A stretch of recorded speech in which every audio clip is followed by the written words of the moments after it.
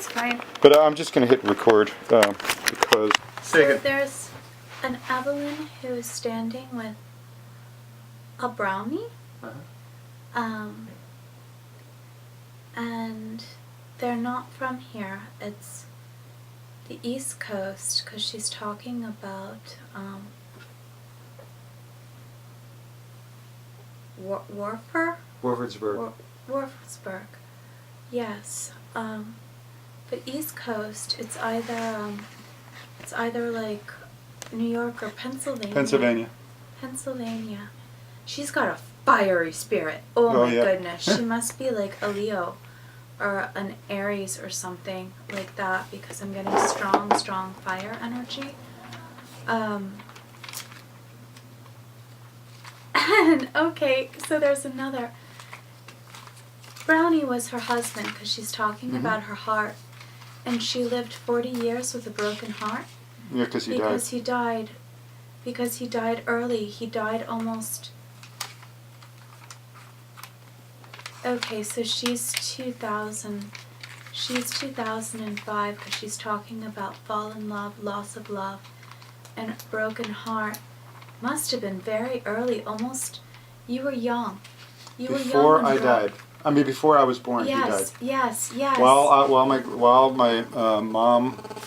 I was in the womb with my mom. Yes. He died, and so I came through that way. But there are two men. Oh my gosh, what is up with this? Who is George? George Paler.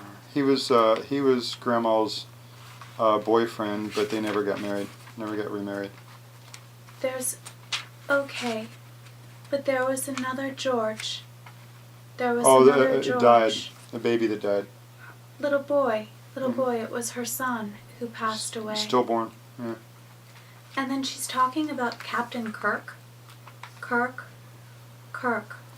is it was not Captain Kirk, but Kirk is the maiden name. It's like the Hinderschatz is her last name, and Kirk is her maiden name, and there's the whole Kirk family. Everyone in her life was George. A lot of them. Yeah. Tons and tons of Georges. Yeah. Okay. So, this is really weird. There were a lot of people, there was someone in her family that had polio? Yeah, Uncle Lynn Hinderschat. Okay, because she's helping people with polio, and she was strong religious, because I'm getting my symbol for the heart, but she was kind of a lady before her time, strong service level life. And, okay, this is really weird, because it wasn't...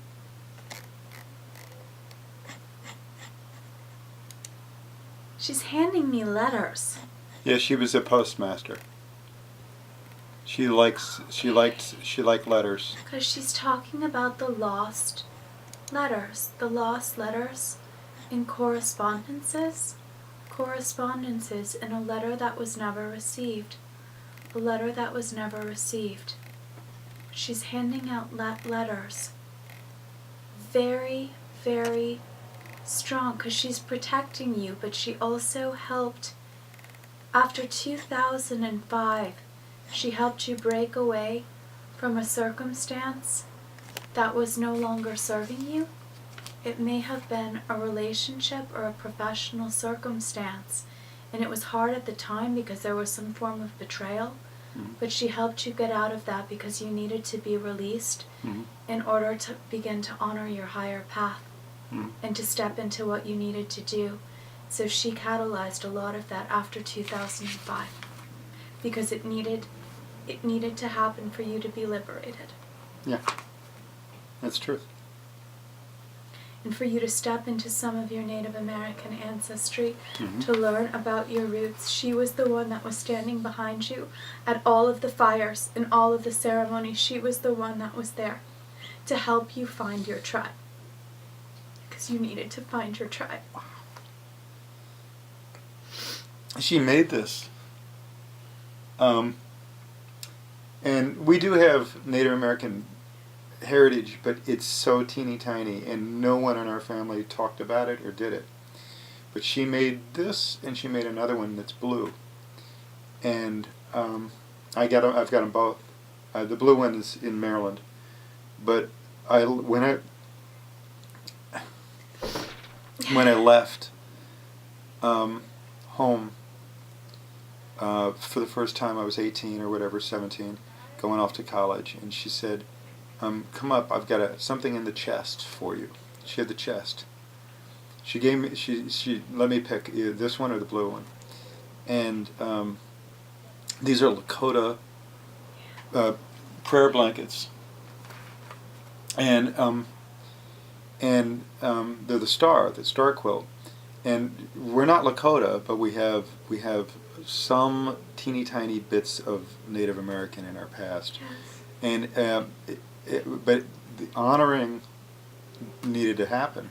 So anyway, that's so when I was 17, she was still alive, and I went off to college. It was before this photo, and it was before this photo, and went off to college, and I took this with me, and I put it on my wall in my power spot, in every place, wherever I create, this has to be with the creation, because it sort of helps bring in the energy of the earth. Yeah. Yeah. And star people, if you know what that is.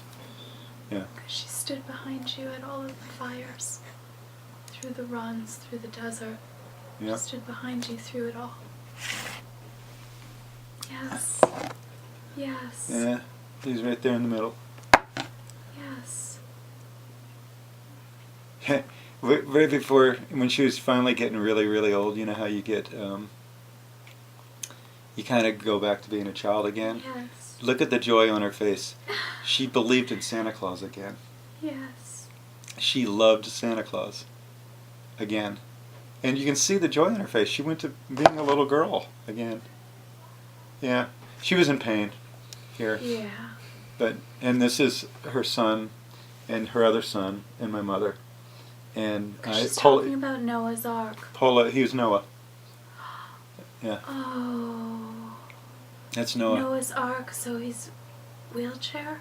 Well, Noah, Lynn was the only other person in our family, besides myself. The grandma never talked about Native Americans, but he did. He did our entire family genealogy, big time. And he doesn't look native at all, and he was an advocate for everything and all the good. When he finally got the tracheotomy, the ventilator, and became a paraplegic, he actually never got happier than then. Even with the tracheotomy and the ventilator, he found his purpose on helping people and serving and really being kind. And he was a giver. And my mom's always supported all of them. My mom in the back there. Your mom is Mother Mary. Marian. Yeah. Mother Mary. Yeah, she's Marian. Chris Marian.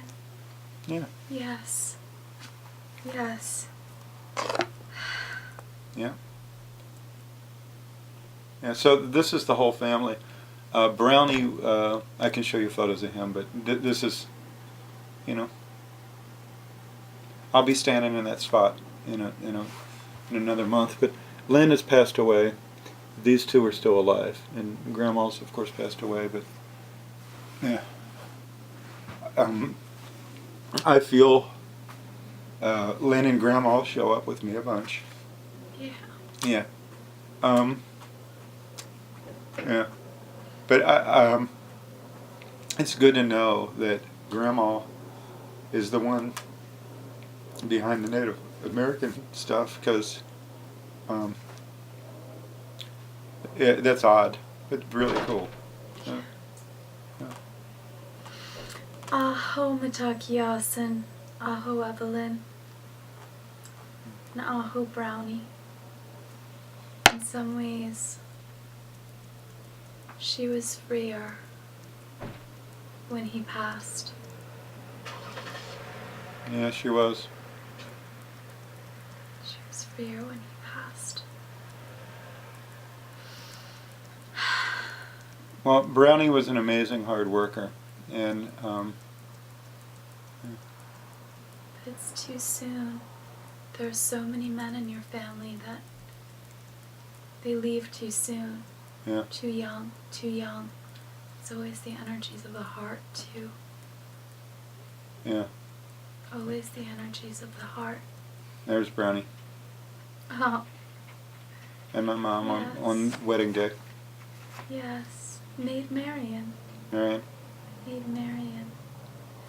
And then there's also, there was a Bertha. Mm-hmm. There was a Bertha. Yeah, that's her mother. But Yeah. she had struggles with her mother. She had struggles with her mother. Yeah. With being seen. But Yeah. incredible, just an incredible light and an incredibly giving person. There's Bertha right there, Mm. and here she is. Oh my gosh. Yeah. Oh, that's Bertha. That's Bertha, and this is her younger. Yeah. I only knew Bertha a tiny bit. I was very young when Bertha passed away. Yeah. The pearls. Yeah. The pearls. They lived right on the Mason-Dixon line, right in between Pennsylvania and Maryland. Yeah. Aho Evelyn. Aho ancestors. Aho Evelyn. Aho Bertha. And aho to you, Brian, for being the one to set your family free. The lineage, the blood, the tribe. For setting them free. Reclaiming the honor of your people once again. Aho.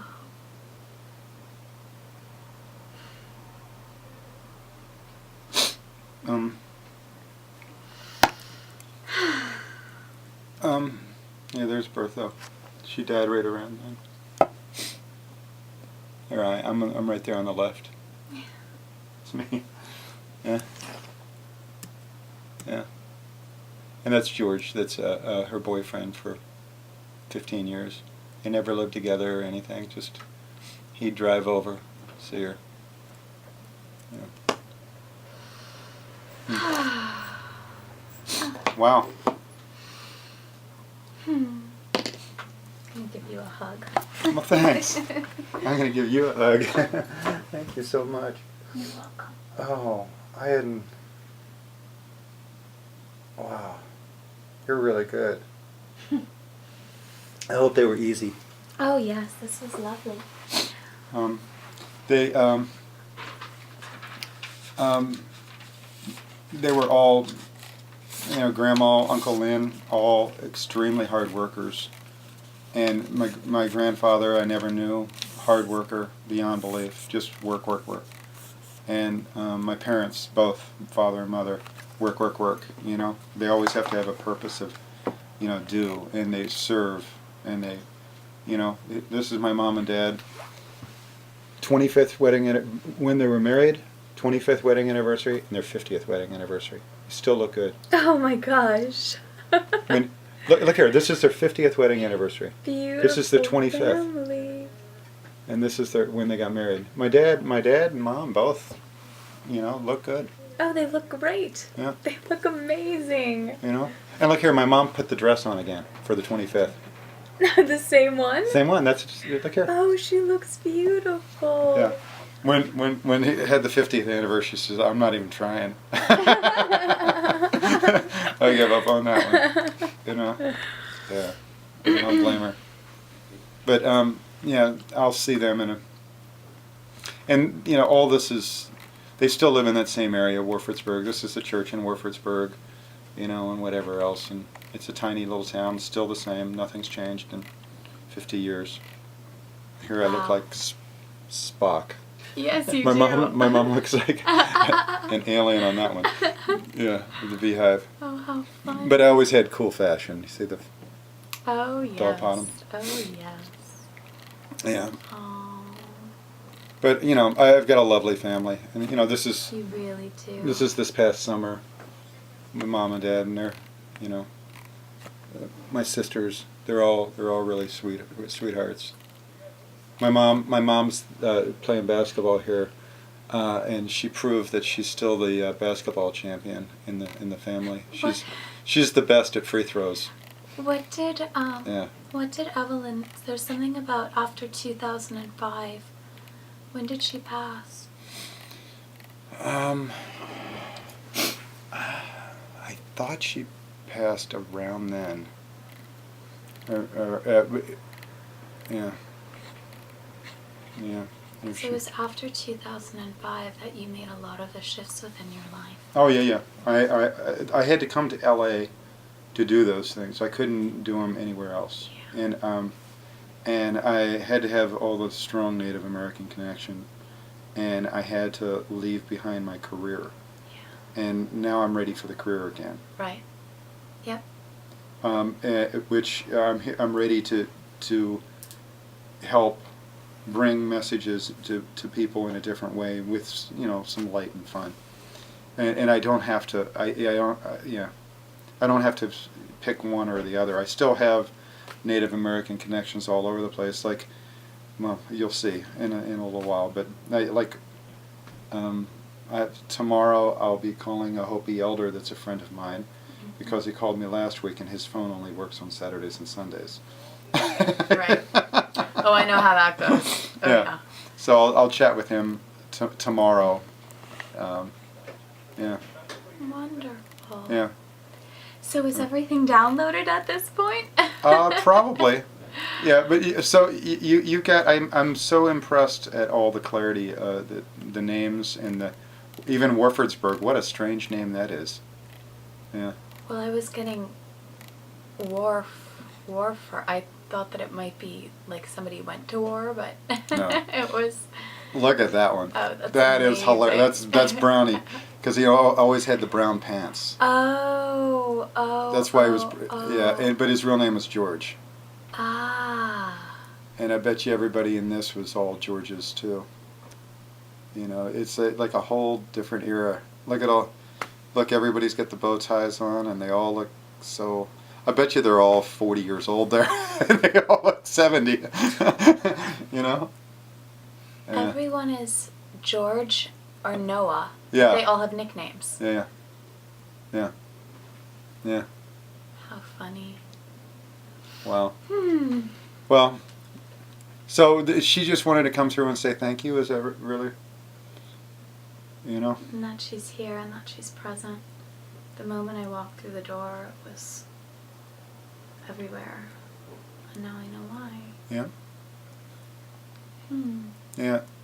Well, I mean, all these people are hard workers, and they were all about justice too.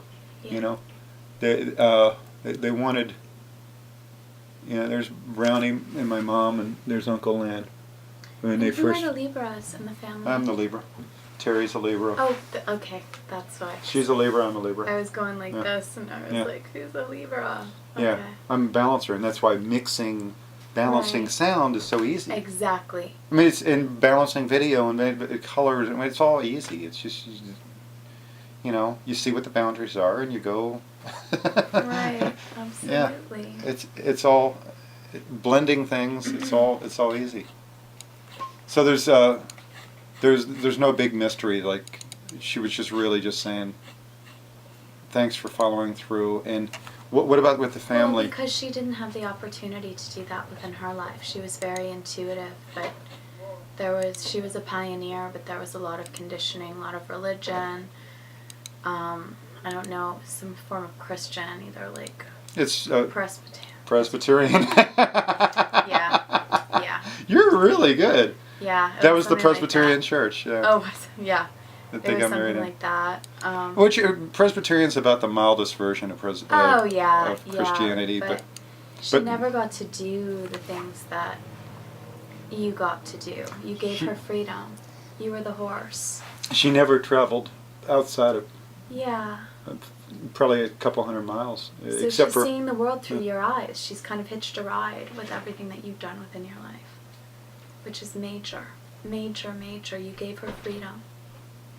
You gave her freedom, which is what the symbol of the star is. So much in Lakota is freedom. Yeah. Wow. I mean, here's the.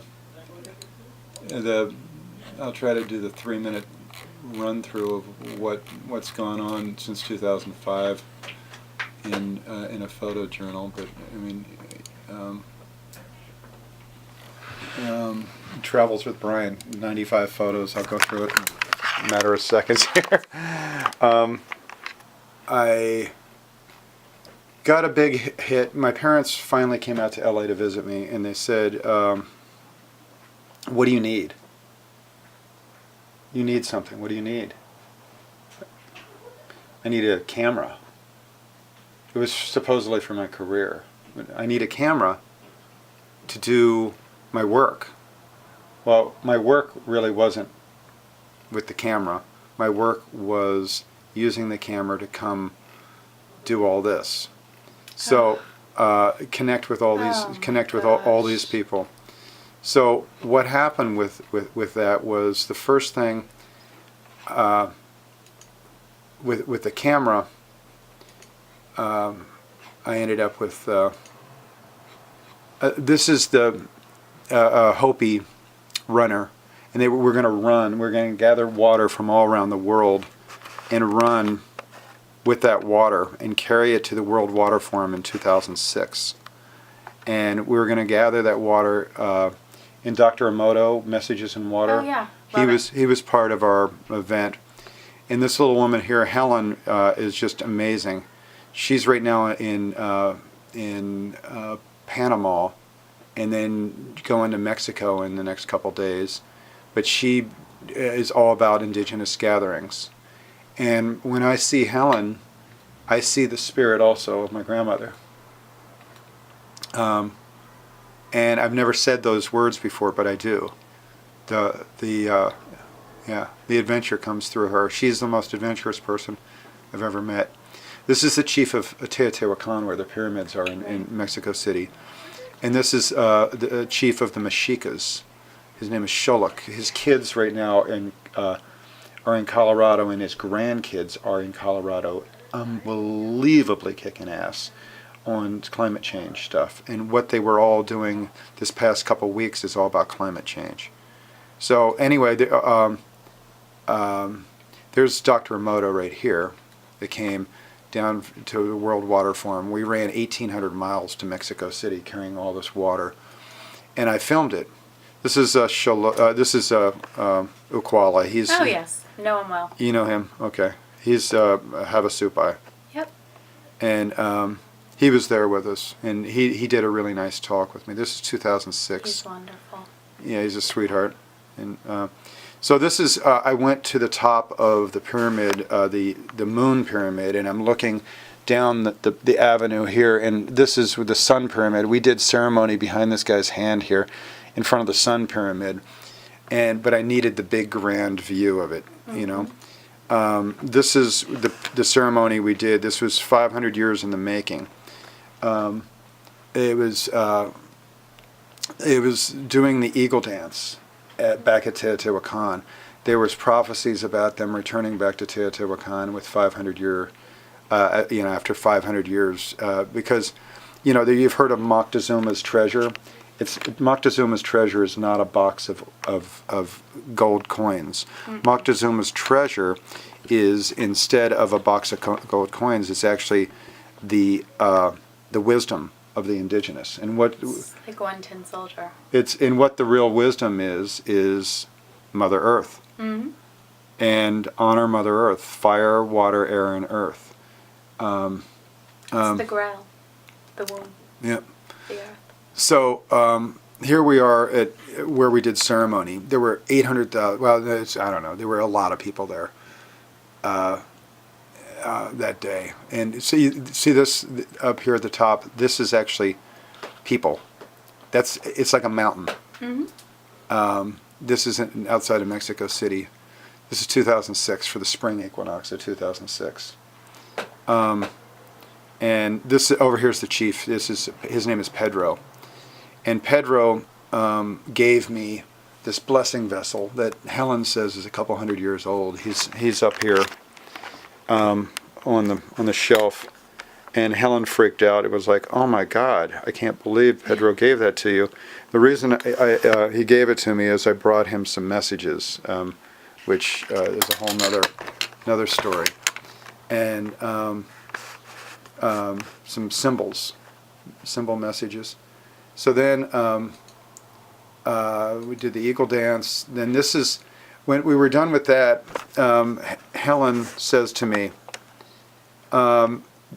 now that we did that, our next thing is we have to get the staff back for the Mayan high priest. Like, what are you talking about? She goes, his name is Don Alejandro, and his Mayan staff has been missing for years, and a guy down in Bolivia has it, and we need to get it back for him. And so I went to a place called Pumapuku, which is also called Tiwanaku, in Bolivia, with Don Alejandro and his wife Elizabeth. This is Elizabeth, this is Don Alejandro, and we got back this 2,000-year-old Mayan staff, and it's like petrified wood. It's amazing, the energy with that. So anyway, this was us getting it back. It was kind of a big deal, and it's also part of a film called Shift of the Ages, if you've heard about that film. Oh. And it's out right now. But here we are. This stone right here is 14,000 years old, and the writing on it's older than Olmec, Aztec, Inca, the whole bit. And it's got like a little dude up here. It looks like an alien. And here he is honoring. He's wearing basically the same headdress Moctezuma wore. Moctezuma is the one that supposedly, when they discovered America, they destroyed the empire that was massive empire, mostly with illness, but also with some guns, and peaceful people they destroyed. And anyway, see the headdress of all I just peacock. was noticing, yeah. And all these people here are still friends, and they're all still doing wonderful things in spirit. And even though I'm a white guy, they can see who I am. Oh, yes. Yes. The people who can't see are the ones who just see this color of the skin. And the camera was my ticket in. I'm just the cameraman. But they tried for 9 years to get the staff back, and the one way they didn't try is to take a big dorky white gringo with them and just husband and wife go. And you see, he's old, and we were at 15,000 feet up in the air. We were it was so hard to breathe up there, and we were on the winter solstice. It was the coldest day of the year and the shortest day of the year for them. And we did this at sunrise on the winter solstice. And sadly enough, I mean, if you'd go to Stonehenge, you would see a bunch of drunk, crazy hippies dancing around to rave music, and all partying, doing ecstasy and acid and having a fun time, thinking that they're being all spiritual and stuff. Well, No. little would you know, you could see there'd be a little group of 50 or 100 badasses, and this happens at every temple too.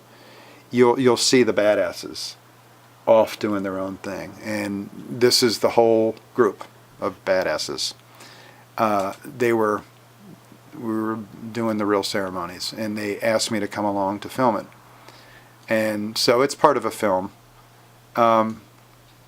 But Don Alejandro, it was the elder there. He gave me amazing interviews that no one's ever seen. They weren't even part of the film, and I'd love to just release them and share them with the world about what this staff means, the whole migration, the whole, like, the history of whatever. And at some point I'll release it, but it's not that important. So anyway, I got to do that. And here we were at a place called the Doorway of Amaru. It's above Lake Titicaca, and it's if you look really close in here, it's this crazy doorway, and it looks like a woman's laying down here. But this is supposed to be a portal. And a lot of people were poo-poo, oh yeah, whatever. Well, at that spot, after we did ceremony, I put my forehead on that spot, and I swear it pulled you into the rock. And I did what I could to pull myself back out, and I said, I will be back. And this is an unbelievable place. It's right by Lake Titicaca. It's not on a map. You've got to know, you have to know where it is. They don't advertise. This is not to be seen, it's not like, and so here we're with Don Alejandro and Elizabeth doing ceremony there. And then here he is. And so the only time we tried for years to try to get these two together. This is the Mayan high priest, Don Alejandro, and this is the Hopi prophecy keeper named Grandfather Martin Geshe-Wayama. And we'd tried to get them together, and they had never been together. And they only physically face-to-face met for about 10 seconds. And I'll share with you the video. It's the most astounding video and it's me shooting right here. This is a photo from it. They bless each other. In 10 seconds, they do this amazing blessing. He can't speak English or Hopi, and he can't speak Spanish or barely speaks English. And so what they did was purely out of heart. And this is the leader of the Mayans and the leader of the Hopi, and both have been ridiculed by their own tribes for their amazing dedication. Ridiculed by their own tribes. Yeah. And this happened even to Thomas Binyaka, who the Hopi, one of the Hopi. So this is when we're still at Teotihuacan. These photos aren't in order. I guess I had to reorder them. But there I am on top of the moon pyramid. Some kid walks up with a Polaroid camera and says, for $1 I'll take your photo. I'm like, yeah. So then the chief gave me this blessing vessel right here about an hour after I was up on the pyramid, because we had to go back. And yeah. Oh yeah. Okay. I'm sorry. It's okay. So anyway, we did another run returning with that water down to Hopi. Yeah. And then when we danced on Hopi. This is Helen. And then they had never allowed any dances on Hopi, any outside group. And that chief of the Meshikas, this is his son. And once again, they don't allow cameras on Hopi, but they allow me to do it. They've let me do it. Here's Don Alejandro. We're on Navajo. This is the king of the Incas. And so we've got, all the dudes, and we're in the middle of nowhere. And of course, Helen's there, and there's Reuben, and this is the guy I'm going to call tomorrow, one of the Hopi elders, Alan. Here are the Incas when they came to visit me in Hollywood. I took them to the Hollywood Sun, and they make beautiful music. This is Grandfather Martin Geshe-Wayama, and this banana vest is a joke, but a serious joke. See, he got ridiculed by his own tribe, so these white clowns told him that he could be part of their group, the Banana Clan, and so they made him this vest. Sweet. That's my van. Here is Dalai Lama with Martin, and this is Thomas Binyaka. He's the one that said, "We are the ones we've been waiting for." Yes. Oh. And so when Dalai Lama first came to the United States, he met with these 3 Hopi elders, and this was actually in L.A. You can see the curtains. This is not on Hopi. They came down from Hopi, drove here to meet with Dalai Lama, and they were here in L.A. And Thomas Binyaka is the one who spoke to United Nations, and Earl Pella, and this is David Menenge.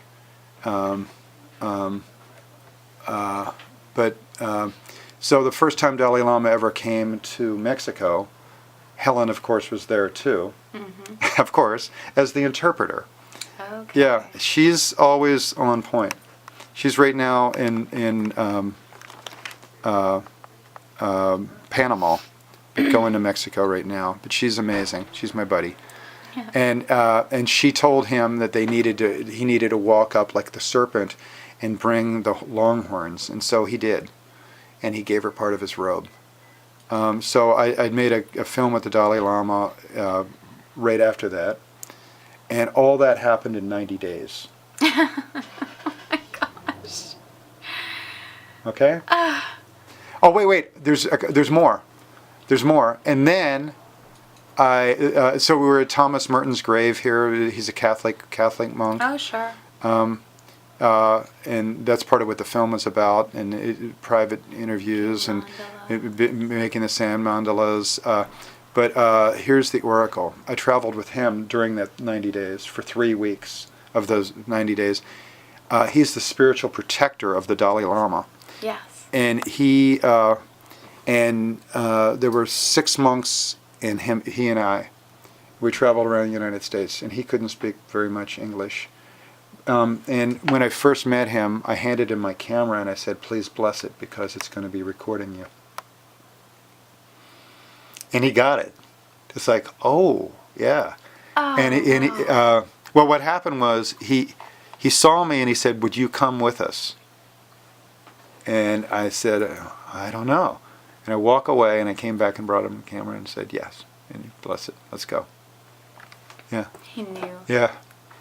And so 3 days later, in between that, 3 days later, I'm out in the middle of nowhere in Colorado with him, and I'm thinking, I wish he would leave the group. I'm 200 feet away from him.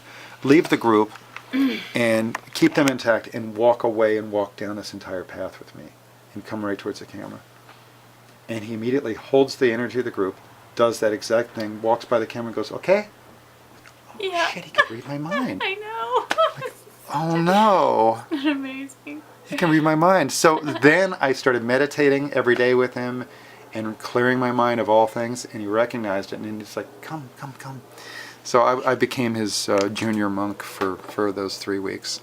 And here we are in the capital.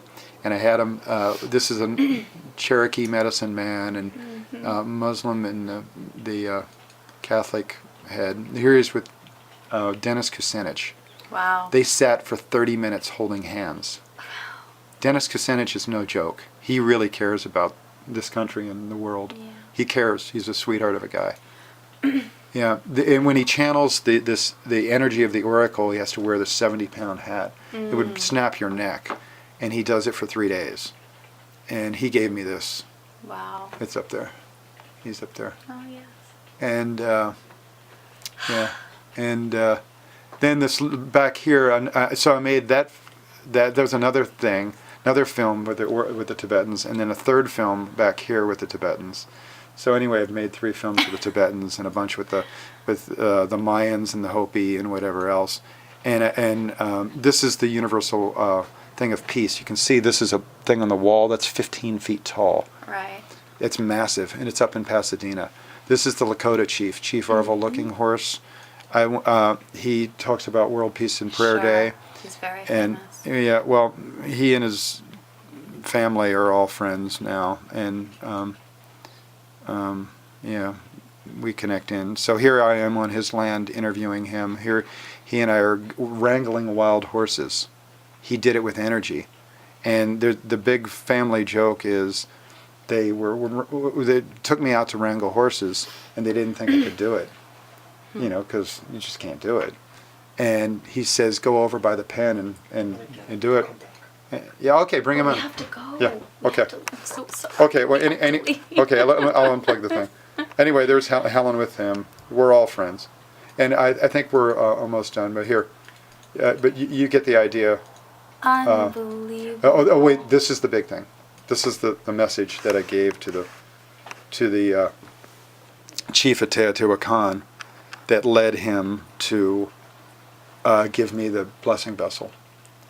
and it's he would read it, and all his tribe would read it with their hand above the message, and they'd read it with the energy of the message. And this didn't come to me. This came through a friend of mine in 2005, June of 2005. Okay.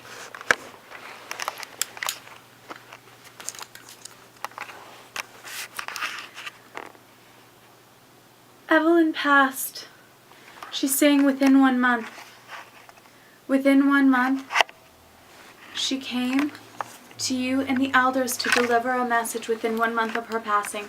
It's how she passed her life force onto you and set herself free, and you were the channel for that message to the people, but it was in 1 month, within 1 month of her passing, because she passed on Memorial Day, and this was the true memorial. Wow. Wow. Thank you. I didn't even know that. Wow. In 1 month. Whew. Huh. 28 days, the cycle of the moon. She passed on the 31st of May, and within 28 days it was a new moon. Wow. And this came through a friend of mine, Stacy Cargill, and he said this message is meant to help with the transformation of consciousness. Almost all indigenous elders can read this. And they all did. I showed them to everybody. And I didn't get it to Dalai Lama, but to the oracle. And the oracle laughed. Laughed, points at the stars and says, "Star people, what? Of course. You know, we're all related."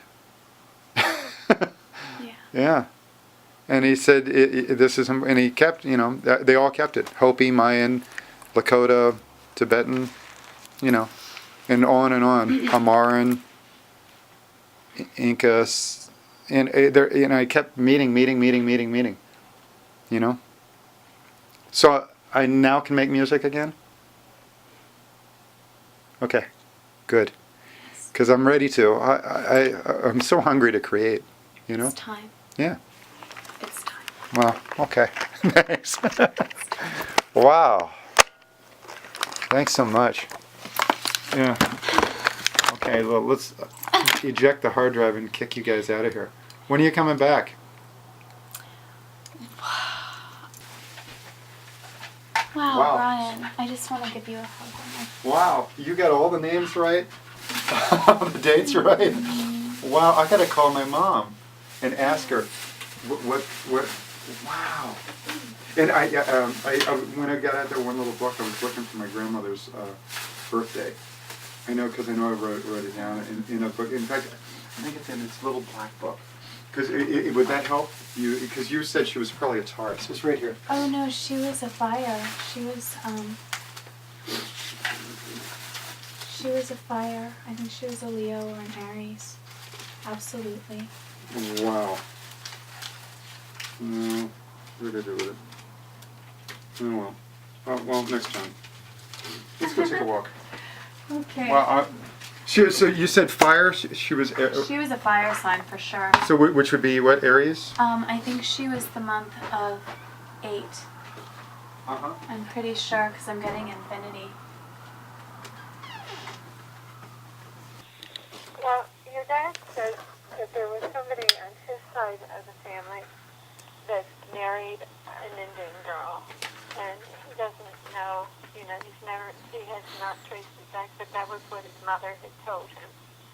And I can't remember whether it was the Carter or Hendershot. There was supposed to have been, I guess there probably were a lot of men who married Indian girls, you know, Yeah. back through the years. So I don't know, you know, if that would have any connection to what, was she an Indian, is she an Indian? Oh no, she's just a white girl. Really? And she was saying She said a couple times, Captain Kirk, Captain Kirk. Why would Captain Kirk come through? And okay, it's the family, Kirk. Maybe there was a captain in the military or something. I think Uncle Grover was a captain. Okay. Grover Kirk, he was a doctor. Yeah. And I think, I'm not sure, but I could look it up. I think I would be able to find out whether he was or not. It would have been Granddaddy's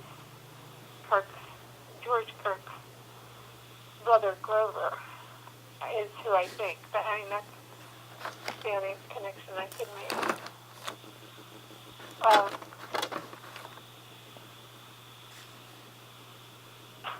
That is really interesting. Well, I'm gonna put it so you can see it on the video, and just know that her spirit does show up, and she kept saying that Grandma's spirit was behind me at all the ceremonies that I went to, at all the fires and so on. That Grandma was behind me, and I had natives tell me, "You've got all your ancestors behind you.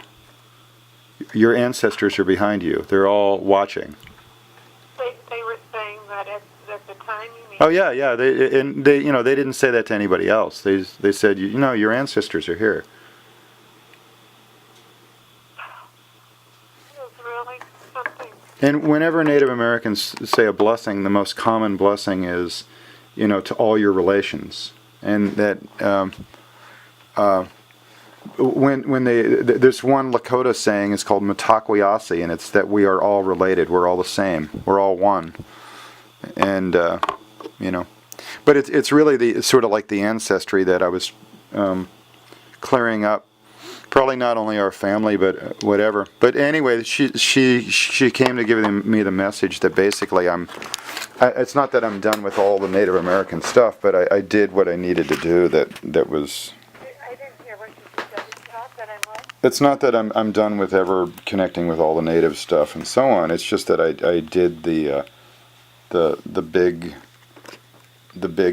events that I needed to you know. I did the work that I needed to clear up the ancestry or whatever it was. I don't know, but you know, I did that, the big part of the work, and so now I'm free to go back to playing again. And lately I've been having all this crazy pull of, you know, music and so on from Nashville. It's like the world wants me to move back to Nashville. So I don't know what I'm doing, but I just wanted to let you know that Grandma came through, and I'm going to share this video with you. And there's nothing weird. I mean, it's actually, you know, for my group of friends, it's actually pretty, you know, it's happened before that energies have come through. And if I rewind, the last big time it came through was about 2005. And through other friends of mine, my one friend Casey, who passed away. And that's when this girl said it all started. Yeah. Well, Grandma died in 2005. Yeah. It would have been 2006 or whatever, but right after that.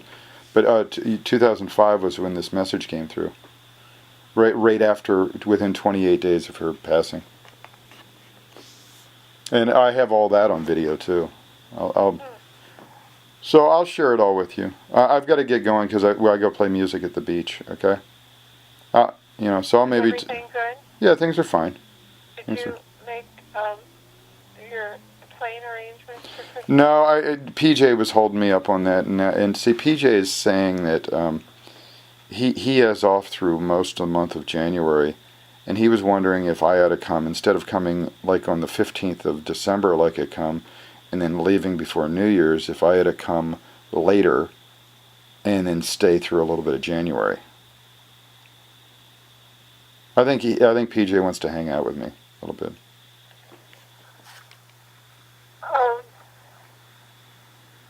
I thought you were going to say he wanted to come out there, and Well, he does, but you know, whatever. that isn't fair to you. Well, whatever, it's fine.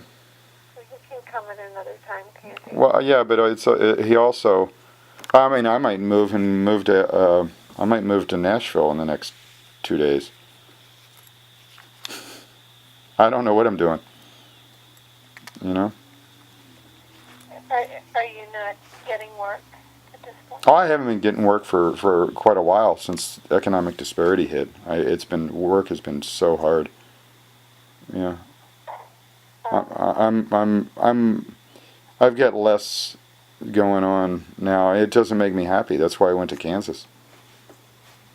So I created work. Are you finished that? No, I'm creating a documentary right now. Okay. Yeah. Well, I need to get going, so I'll call you a little later tonight or tomorrow. Probably tomorrow, okay? All right. I love you, Mom. Love you. Thanks. Bye. Bye-bye.